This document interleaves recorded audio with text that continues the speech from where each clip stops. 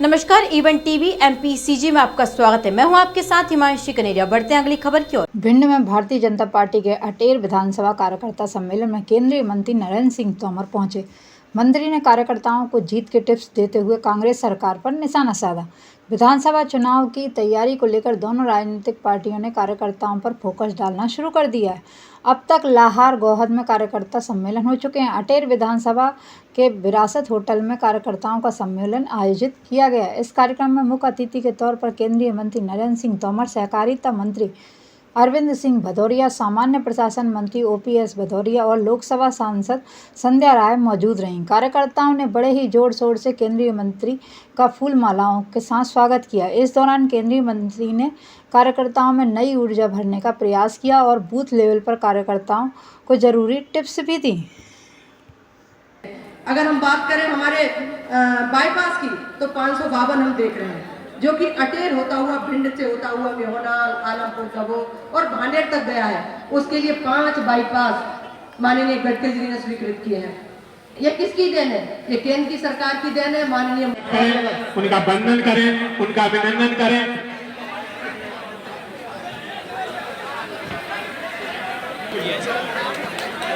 मैं एक बार पूरे कर रहा हूं।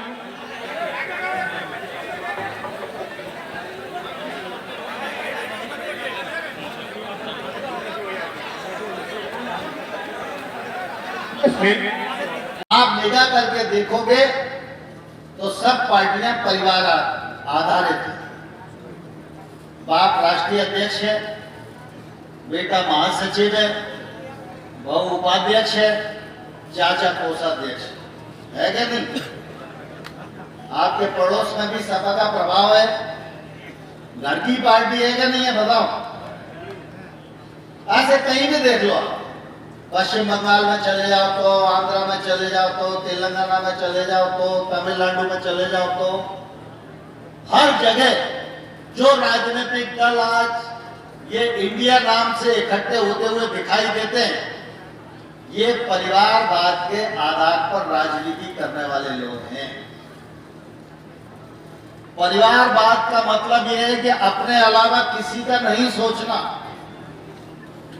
और अपने अलावा किसी का नहीं सोचना तो फिर कितनी विकृतियां खड़ी होती हैं हम सब जानते हैं अच्छे से। लेकिन भारतीय जनता पार्टी एक व्यक्ति की पार्टी नहीं है। मैं जनसंघ की बात नहीं करता हूं। जनसंघ का पहले जनता पार्टी में हुआ, 80 में हम अलग हुए, भाजपा की स्थापना हुई। हमारे पहले अध्यक्ष अटल बिहारी वाजपेयी थे, दूसरे अध्यक्ष लाल कृष्ण आडवाणी थे, तीसरे अध्यक्ष डॉक्टर मुरली मनोहर जोशी थे, चौथे अध्यक्ष बंगारू लक्ष्मण थे, 5वें अध्यक्ष जनक मूर्ति थे, 6वें अध्यक्ष वेंकैया नायडू थे, 7वें अध्यक्ष कुशाभाऊ ठाकरे थे, 8वें अध्यक्ष। व्यक्ति आधारित पार्टी नहीं है। हम विचार के पीछे चलने वाले लोग हैं, विचार के पीछे मरने वाले लोग हैं। भारतीय जनता पार्टी एक थी, एक है और एक ही रहेगी। 39 लोगों पर जो टिकट फाइनल हुए हैं, अब देखने को ये है गुटबाजी सामने आ गई है। कई लोग जो बीजेपी सरकार छोड़कर जा रहे हैं, कांग्रेस का दामन थामे। तुम चिंता मत करो यार। डबल इंजन सरकार की बात करते हैं। मणिपुर में आपकी डबल इंजन सरकार है, लेकिन वो जो हिंसा हमले का नाम ले रही है, उसकी वजह क्या है? नहीं, मणिपुर में शांति स्थापित हो रही है और मणिपुर के मामले पर सरकार की पूरी तरह चिंता है। और मैं समझता हूँ गृह मंत्री के और प्रधानमंत्री जी के लोकसभा के जवाब से सारी स्थिति स्पष्ट है। नेता प्रतिपक्ष ने ज्योतिरादित्य सिंधिया को ललकारा है कि आप हमारे यहाँ से लार से आके चुनाव लड़िए। अरे यार, कोई योजना की बात करो ना यार। किसी आज कमलनाथ जी ने बयान दिया है। कमलनाथ जी ने कहा है कि जब हमारी सरकार बनेगी तो जो जितने भी घोटाले जो उनकी सारी जांच कराएंगे, कार्रवाई कराएंगे, क्योंकि 2000 मॉडल के कमलनाथ नहीं है, 2023 मॉडल के कमलनाथ। दरअसल क्या है कि कमलनाथ जी असत्य बोलकर अपनी राजनीतिक बैतरणी को पार करना चाहते हैं।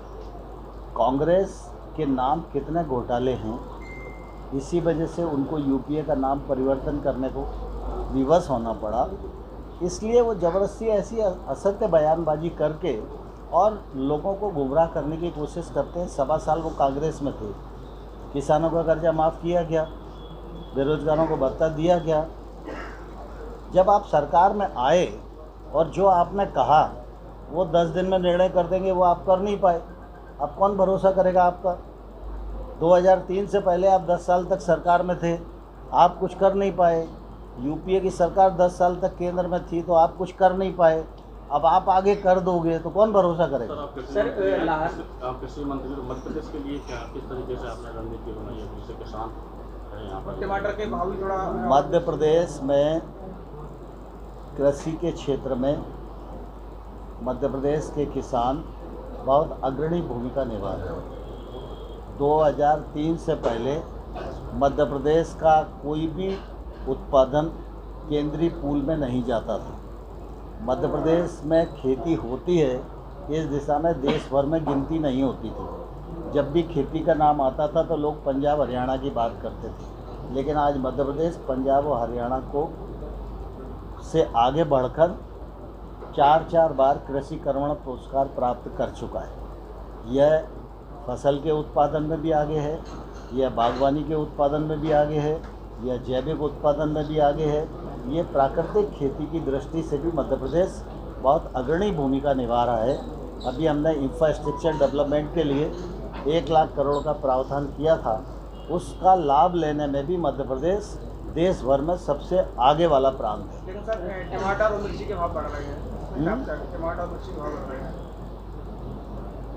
टमाटर और मिर्ची के भाव तो स्वाभाविक रूप से कभी कभी ऐसी परिस्थिति कृषि की जिनसों में आती है जिसके कारण भाव में उतार चढ़ाव होता रहता है। इससे चिंतित नहीं होना चाहिए। कभी ज़्यादा भाव बढ़ जाता है तो किसान को ज़्यादा मिल जाता है, लेकिन अभी हम लोगों ने नेपाल से टमाटर मंगा के मार्केट में डाला है और भाव नियंत्रित होना शुरू हो। इंफ्रास्ट्रक्चर की बात की, एक हमारे यहाँ अटल एक्सप्रेस वे प्रस्तावित था, 5 साल हो गए, अब तक वो धरातल पर नहीं आ पाया, जबकि यूपी जो है वो लगातार वहाँ नए एक्सप्रेसवेज बन रहे हैं। तो अगर यहाँ इतनी देरी क्यों हो गई है? नहीं, यहाँ इतनी देरी इसलिए हो गई है कि ज़मीन के अधिग्रहण और फॉरेस्ट की क्लियरेंस इनमें टाइम लग रहा है और उसके अलाइनमेंट को भी कुछ चेंज करने की प्रक्रिया चल रही है। सर यहाँ अटेर में कनेरा परियोजना है, अभी तक अमली जामा नहीं पहना था। दिवंगत नेता सत्यदेव कटारी उस योजना को लेके आए थे, लेकिन अभी तक उस पर कोई बहुत अच्छी पहल नहीं हो पाई। क्षमा करना, कोई कटारी जी लेकर नहीं आए थे। 77 में जवाहर सिंह शर्मा एग्रीकल्चर वो इरिगेशन मिनिस्टर थे स्टेट, और उस समय ऐसा परियोजना कनेरा परियोजना की नींव जवाहर सिंह शर्मा जो मुरैना के विधायक थे उनके समय में रखी गई थी, लेकिन वर्षों तक ये काम आगे बढ़ा नहीं। और अभी अरविंद भदौरिया जी ने इस काम को बढ़ाया, उसके बहुत सारे क्लियरेंस बाकी थे, वो भी क्लियरेंस हो गए हैं और उसका पैसा मंजूर है, उस पर काम प्रारंभ होने वाला है। ऐसा परियोजना पर हमने इसलिए काम नहीं किया कि चूँकि नहर का पानी हम टैल पोर्शन तक पहुंचाने में सफल हुए। सर अवैध किला बना हुआ है लाहौर, सर वहाँ से 7 बार से कांग्रेस का विधायक आरोप है, बीजेपी क्या रणनीति बना रही है? इस बार भारतीय जनता पार्टी 230 सीटें जीतने के लिए चुनाव लड़ेगी।